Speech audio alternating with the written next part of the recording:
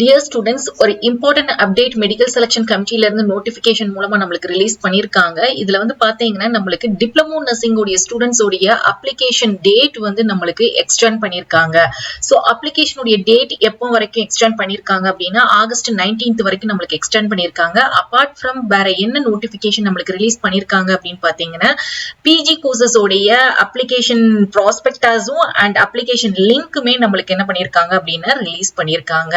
So நம்ம இனி அடுத்தது என்ன இதுக்காக நம்ம வெயிட் பண்ணிட்டு இருக்கோம் அப்படின்னு பாத்தீங்கன்னா 19 டிகிரி அண்ட் ஃபார்மா டி உடைய ரேங்க் லிஸ்டுக்காக வெயிட் பண்ணிட்டு இருக்கோம். சோ இன்னமும் நம்மளுக்கு வந்து அப்டேட் எதுவுமே ரிலீஸ் பண்ணல. நிறைய ஸ்டூடெண்ட்ஸ் வந்து 12th மேல அப்படிங்கறத சொல்லியிருந்தீங்க. அதே மாதிரி நானும் மெடிக்கல் செலக்ஷன் கமிட்டிக்கு போன வீக் கேட்டப்போ ஆஃப்டர் 12th மேல நீங்க அபிஷியல் வெப்சைட்டை செக் பண்ணுங்க அப்படிங்கிற மாதிரி சொல்லியிருந்தாங்க.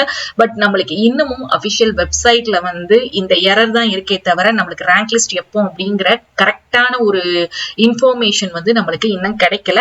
பட் நம்மளுக்கு இன்னமும் டிலே பண்றதுக்குலாம் ஒண்ணுமே கிடையாது. இது ஏற்கனவே நம்மளுக்கு டிலே ஆயிட்டு தான் இருக்குது. எதுக்காக இந்த medical selection committee rank list எவ்வளவு ஹோல்ட் பண்ணி வச்சிருக்காங்க அப்படிங்கிறது தெரியல.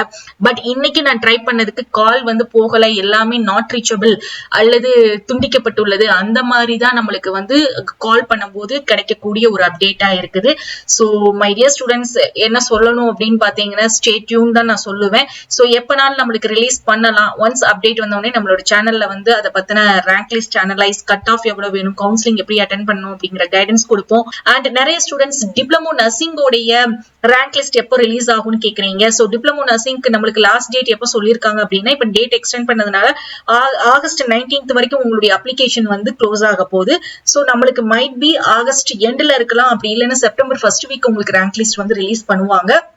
உங்களுடைய கவுன்சிலிங் எப்ப நடக்கும் அப்படின்னா இந்த 19 degree paramedical and pharma D உடைய கவுன்சிலிங் முடிஞ்சிட்டு தான் டிப்ளமோ நர்சிங் உடைய கவுன்சிலிங் வந்து ஸ்டார்ட் பண்ணுவாங்க. அதே மாதிரி other diploma courses DMLT D ஃபார்முக்காக வெயிட் பண்ணிட்டு இருக்க ஸ்டூடெண்ட்ஸ் அப்ளிகேஷன் எப்போ ரிலீஸ் பண்ணுவாங்க அப்படின்னு பாத்தீங்கன்னா இந்த டிப்ளமோ நர்சிங் உடைய கவுன்சிலிங் முடிஞ்சதுக்கு அப்புறம் தான் உங்களுடைய அதர் டிப்ளமோ கோர்சஸ்க்கு அப்ளிகேஷனே ஓபன் பண்ணுவாங்க.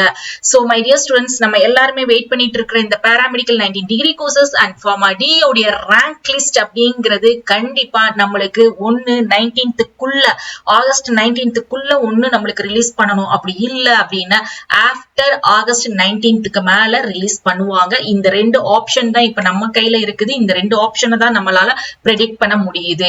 So my dear students, stay tune and பாசிட்டிவிட்டியோட இருங்க. நம்மளுடைய கவுன்சிலிங் வந்து பாத்தீங்கன்னா டிலே ஆகாது. ரேங்க் லிஸ்ட் இவ்வளவு தாமதம் படுத்துறதுனால கவுன்சிலிங் ரேங்க் லிஸ்ட் ரிலீஸ் பண்ண ஒரு 1 வீக்லயே நம்மளுக்கு கவுன்சிலிங் வந்து இமீடியட்டா ஸ்டார்ட் பண்ணிடுவாங்க.